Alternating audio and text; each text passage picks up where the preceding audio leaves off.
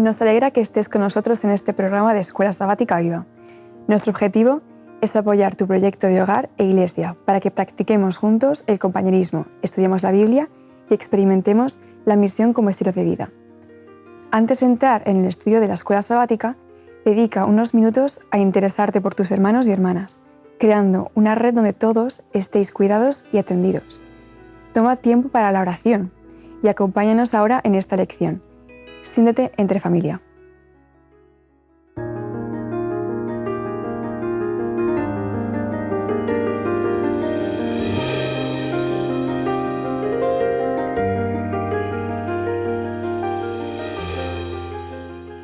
¿Qué tal, Damaris? ¿Cómo estás? Muy bien, gracias. Me alegro. ¿Sara? ¿Estás bien? Muy bien también. Bueno, pues bienvenidas una semana más a la Escuela Sabática Viva. Estamos ya casi en la recta final de este trimestre y hoy vamos a tocar un poco el libro de Apocalipsis.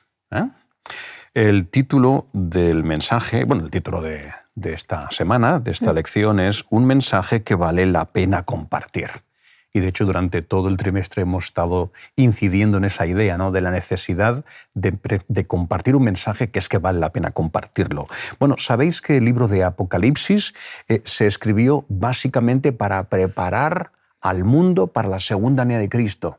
Ese es el objetivo fundamental del libro de Apocalipsis. La pregunta que me gustaría haceros es ¿por qué creéis que el libro de Apocalipsis está cargado de urgencia? Es más que urgente porque las profecías en su mayor parte ya están cumplidas. Si nos fijamos en las series proféticas que salen del santuario en Apocalipsis, vamos al principio, al mensaje a las 7 iglesias, estamos en la 7ª iglesia. Sin duda. Y llevamos ya casi 2 siglos. Si seguimos más adelante y hablamos de los sellos, estamos en el 6º sello y el 7º ya es cuando Cristo vuelve. Con las trompetas igual. 6 ya son historia, falta que suene la 7ª. Sí. Todos los ejemplos nos muestran que estamos viviendo en los tiempos del fin. Y además, si entendemos que el libro de Apocalipsis es un complemento del libro de Daniel y nos acordamos de la primera profecía que encontramos en Daniel, la estatua de Nabucodonosor. ¿De Nabucodonosor has dicho? Estatua de Nabucodonosor, con todos los poderes de este mundo, y recorremos todas las partes del cuerpo, estamos ya en las uñas de los pies. Las uñas de los pies, sí, es verdad. Es que además el estado del mundo nos demuestra que es que no le queda mucho más recorrido. Algo tan esencial como el agua potable está en peligro de extinción. O sea, los recursos se están agotando. Y es que encima si leemos Apocalipsis, el final, ¿qué es lo que dice? He aquí yo vengo en breve. O sea, que nos lo vuelve a recordar incluso al final. Hay muchas personas que simplemente con lo que has dicho ya tienen cierto grado de inquietud respecto al futuro de este mundo y no son creyentes o no tienen la visión profética que tenemos nosotros como adventistas. Bien, vamos a mencionar, si os parece, un instante la verdad presente. En el Antiguo Testamento, ¿cuál era la verdad presente? Que el Mesías por venir. Vendría. Todo el Antiguo Testamento tiene como objetivo un momento histórico determinante que es la venida del Mesías. Esa era la verdad presente. En la época apostólica, ¿cuál era la verdad presente? Que Jesús era el Mesías que tenía que venir y que ese Mesías había muerto por el ser humano y había resucitado. Y que gracias a eso, todo ser humano tiene acceso a la salvación. ¿Y cuál es la verdad presente de estos tiempos? Que Jesús está acabando una labor de finalización, de revisión, donde cuando Cristo acabe en el santuario celestial, una vez haya terminado lo que ya hemos llamado en la Iglesia el juicio investigador, cuando termine y vuelva, vendrá a buscar ¿a quién? A aquellos que le esperan. El Señor nunca ha querido que todo lo que estás comentando nos venga por sorpresa. Siempre nos ha estado avisando. Sin duda. Y en Isaías 46, versículo 10, dice: yo anuncio el fin desde el principio, desde los tiempos antiguos, lo que está por venir. Es decir, que siempre nos ha querido preparar. Sí. Es que en relación con lo que estás diciendo, Sara, Dios siempre ha actuado de la misma manera. O sea, el Señor siempre, por misericordia a sus hijos, siempre nos ha avisado de lo que estaba por venir para poder prepararnos, cada uno en las circunstancias que requiera esa preparación. Por ejemplo, en armonía con ese texto que has leído, Sara, Amós 3:7. nada hace Dios el Señor sin revelar su secreto a sus siervos los profetas. Y tenemos muchos ejemplos bíblicos. Yo he destacado algunos nada más, porque es que tenemos, como os digo, cantidad. Por ejemplo, Dios revela lo que va a suceder a José respecto a la sequía, a la hambruna en Egipto, y no solo en Egipto, en toda la zona. Por ejemplo, Isaías, que es lo que anuncia la invasión de Asiria. El profeta Jeremías, ¿qué es lo que anuncia? El cautiverio de Judá. Juan el Bautista, ¿qué es lo que anuncia?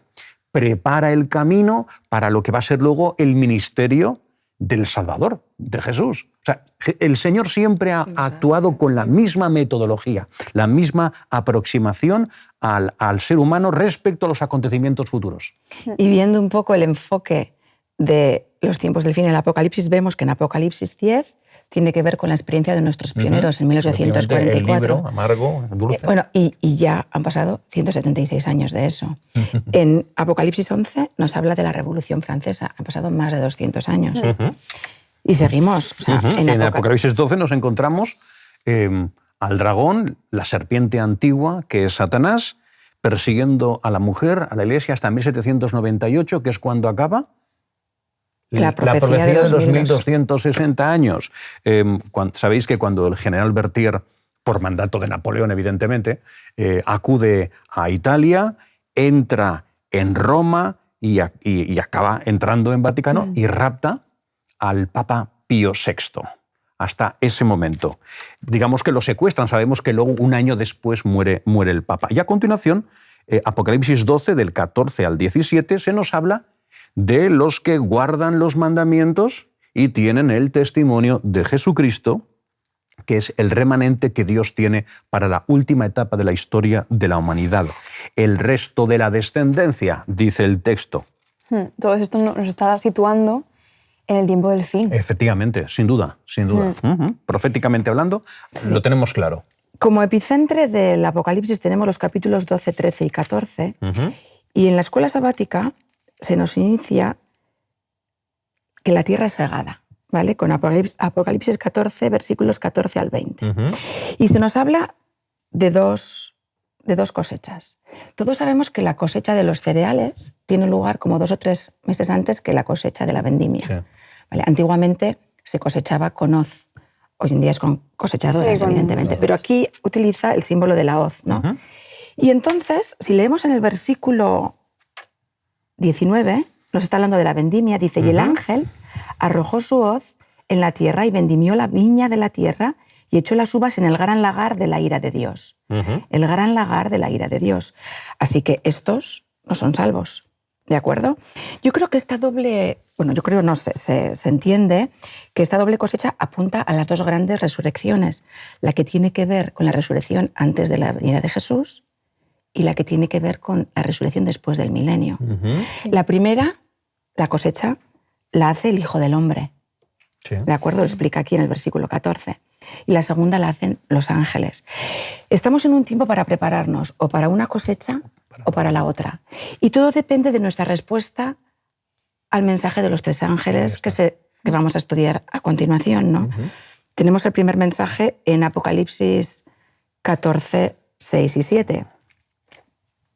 6 y 7 dice, vi volar por en medio del cielo a otro ángel que tenía el evangelio eterno para predicarlo a los moradores de la tierra, a toda nación, tribu, lengua y pueblo, diciendo a gran voz, temed a Dios y dadle gloria, porque la hora de su juicio ha llegado, y adorad a aquel que hizo el cielo y la tierra, el mar y las fuentes de las aguas. El concepto de juicio, la verdad es que no está muy compartido con otras iglesias. No es un tema... No se pone demasiado acento. No se pone demasiado acento, interés, no se suele predicar excesivamente. Ni el juicio ni el milenio. Sí, parece que un poco de soslayo, sí que se deja a un lado. Sin embargo, la Iglesia Adventista pues, tiene perfectamente incorporado en sus doctrinas pues esta cuestión, el juicio y el milenio. Pues respecto al juicio, deberíamos tener unos versículos que nos sitúan muy bien en lo que estamos diciendo. En Eclesiastés, capítulo 3, versículo 17, leemos: al justo y al impío juzgará Dios. Más adelante, en Hechos, capítulo 24, versículo 25, leemos: cuando Pablo está hablando con el rey Agripa, que le está hablando sobre el juicio venidero. Sin embargo, en Apocalipsis 14, versículo 7, lo acabas de leer, dice, recapitulando lo que has dicho, la hora de su juicio ha llegado. Es decir, que estamos en pleno juicio. Estamos en juicio.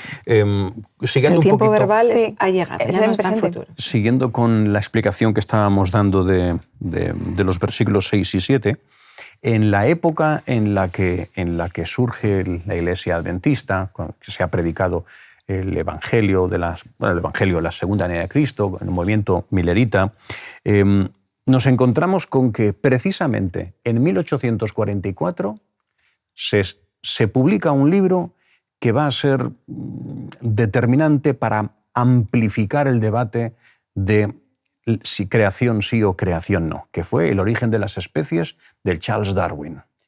El planteamiento que él hace de la evolución, gracias a este libro y a algunos autores más, pero bueno, este libro fundamental, el debate en la comunidad científica aumenta.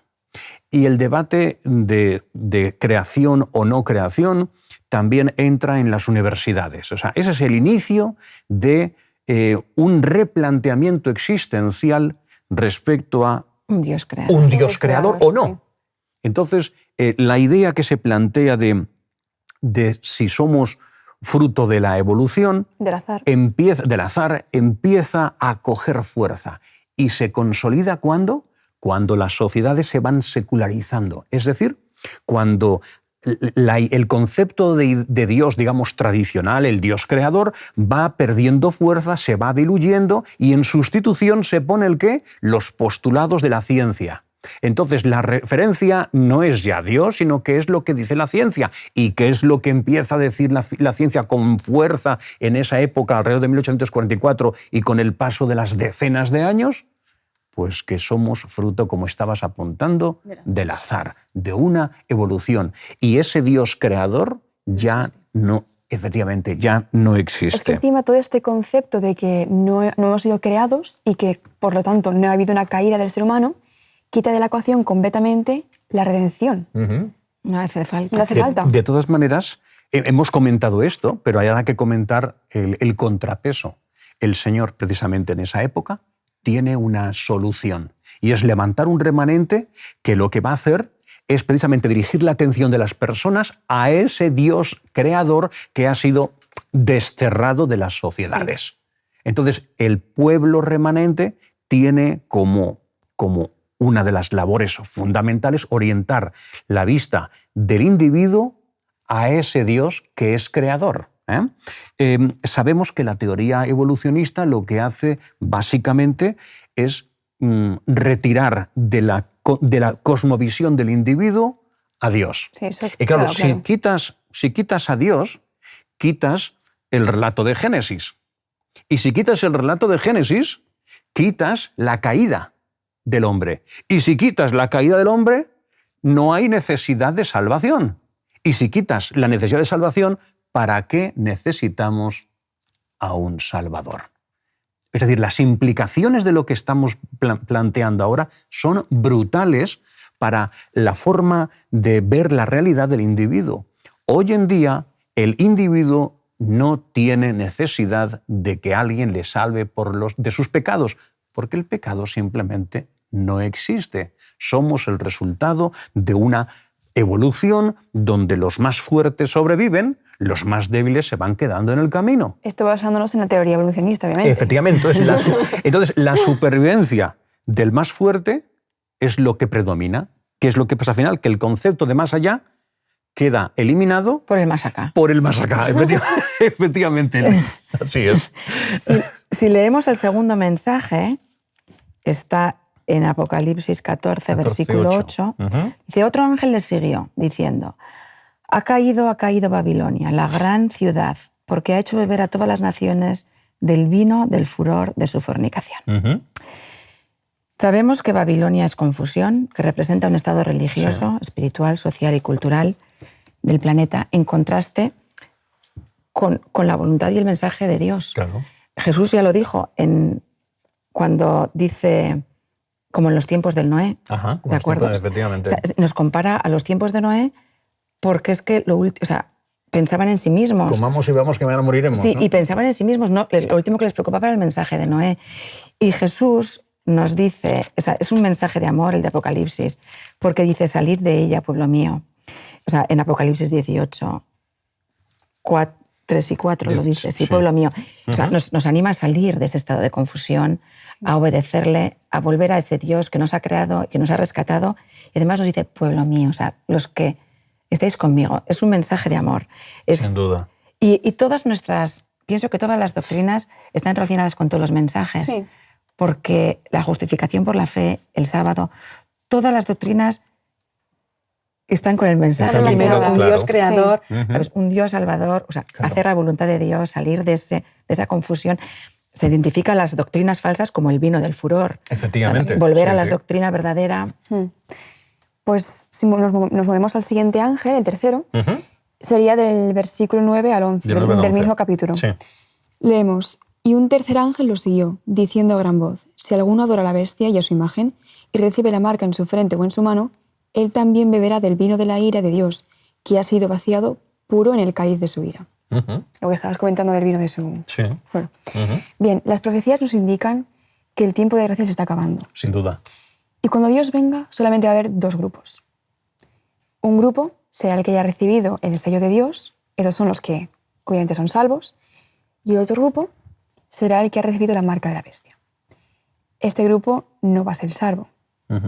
Lo que Apocalipsis nos está intentando decir es que tenemos que predicar este evangelio, tenemos que avisar a las personas para que cuantas más personas formen parte del grupo de los que reciban el sello de Dios. Efectivamente. Es curioso que el sello de Dios está en la frente, Exactamente. porque no fuerza, lo hacemos por voluntad Por voluntad propia, Efectivamente. pero la marca de la bestia está en la frente y en la mano. Que será gente que tiene su voluntad y gente que lo tendrá que hacer por la fuerza porque no estará convencido de lo que haga, ¿no? Muy bien. Sí. Si leemos, Sí. seguimos leyendo en Ezequiel capítulo 36, versículos 26 y 27, ahí nos dice algo que creo que es clave, ¿de acuerdo? Os daré corazón nuevo y pondré espíritu nuevo dentro de vosotros. Bonito. Y quitaré de vuestra carne el corazón de piedra y os daré un corazón de carne. Y pondré dentro de vosotros mi espíritu y haré que andéis en mis estatutos y guardéis mis preceptos y los pongáis por obra. El guardar los mandamientos de Dios no es algo que nosotros podamos hacer. Pablo lo dice, yo no hago lo que quiero, sino precisamente lo que no quiero, eso hago, ¿no? Es el Espíritu Santo el que va a hacer posible o el que hace posible que obedezcamos a Dios. Y cuando se habla en Apocalipsis 18, el versículo 18:1, si lo quieres leer. Después de esto vi a otro ángel descender del cielo con gran poder y la tierra fue alumbrada con su gloria. Nos está hablando del derramamiento del Espíritu Santo. Dice, y clamó con voz potente, no está dando otro mensaje, sino que es la acción divina para dar poder a este mensaje.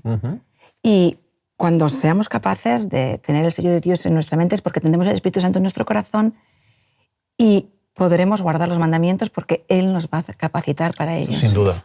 Voy a leeros una cita. El Evangelismo, página 122, 123, dice, en un sentido muy especial, los adventistas del séptimo día han sido colocados en el mundo como centinelas y transmisores de luz. A ellos ha sido confiada la tarea de dirigir la última amonestación a un mundo que perece. La palabra de Dios proyecta sobre ellos una luz maravillosa. Una obra de la mayor importancia les ha sido confiada: proclamar los mensajes del primero, segundo y tercer ángeles. Ninguna obra puede ser comparada con esta y nada debe desviar nuestra atención de ella. No me digáis que no es una cita poderosísima.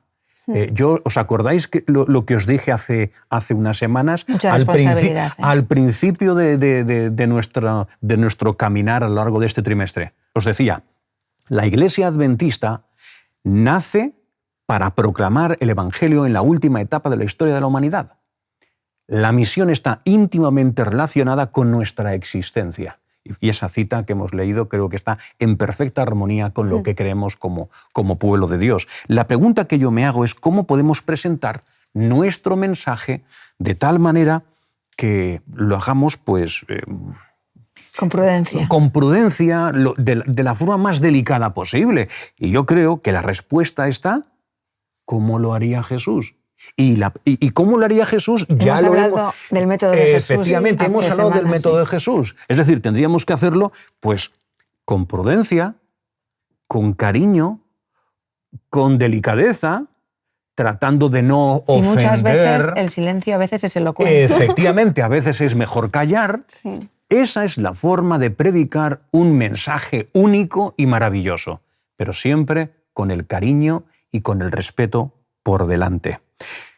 Simbólicamente hablando, a lo largo del texto bíblico encontramos una permanente tensión simbólica entre dos ciudades. Jerusalén, la ciudad de Dios, y Babilonia, la ciudad del enemigo de Dios. Esa tensión es constante, pero de las dos se profetiza. Respecto a Babilonia, dice, ha caído Babilonia. Ese es el futuro de Babilonia. Pero de Jerusalén se dice, bueno, no de Jerusalén, de la nueva Jerusalén se habla. ¿Y qué es lo que se dice? Que estará establecida en este mundo, en la tierra. Y todos los que hemos sido redimidos podremos gozar de esa nueva tierra, donde la nueva Jerusalén será la capital del reino eterno de Jesucristo. Reino que se ha ganado Cristo con su sangre en la cruz del Calvario. En Apocalipsis se nos está invitando a adorar al Creador, a escoger hacer la voluntad de nuestro Salvador. Sin duda. Y es esencial para ello también la preparación personal. Se nos está acabando el tiempo y ahora es el momento de prepararnos, de ponernos en sí. Podríamos terminar con un texto. Lo leo. ¿Sí? En Lucas 21, 28. Cuando estas cosas comiencen a suceder, erguíos y levantad vuestras cabezas, porque vuestra redención está cerca. Amén. Oye, ¿por qué no hacemos hoy una oración? Es el único tema que hemos tocado profético y es tan importante, tiene tanta repercusión como pueblo y como familias de creyentes. ¿Os parece que hagamos una breve oración y terminamos? ¿Sí? Gracias, Padre, por el privilegio que tenemos de conocer aquello que tú quieres que conozcamos en esta última etapa de la historia de la humanidad. Sabemos, Señor, que no es suficiente con que conozcamos. Ese conocimiento está para que lo experimentemos, para que sepamos el tiempo en el que nos encontramos y te queremos pedir, Señor, te queremos rogar que tú nos hagas útiles en tu causa, que el pueblo adventista asuma la responsabilidad y el privilegio de avanzar con un mensaje maravilloso que es que Cristo vuelve. Este es el momento de prepararnos para ese maravilloso acontecimiento. Que así sea, Señor. Por Jesús te lo pedimos. Amén. Bueno, pues ¿os vuelvo a ver la próxima semana? Sí. ¿Sí? Dios mediante. Pues vamos allá. Hasta la semana que viene entonces. Os espero. ¿Cómo podemos aplicar lo estudiado? ¿De qué manera puedes compartir tu esperanza con las personas que te rodean? Estés donde estés y seas quien seas, Dios te quiere en su equipo, en su misión. Comparte este estudio, escríbele a alguien y no te pierdas la próxima lección para que tu escuela sabática sea un proyecto lleno de vida.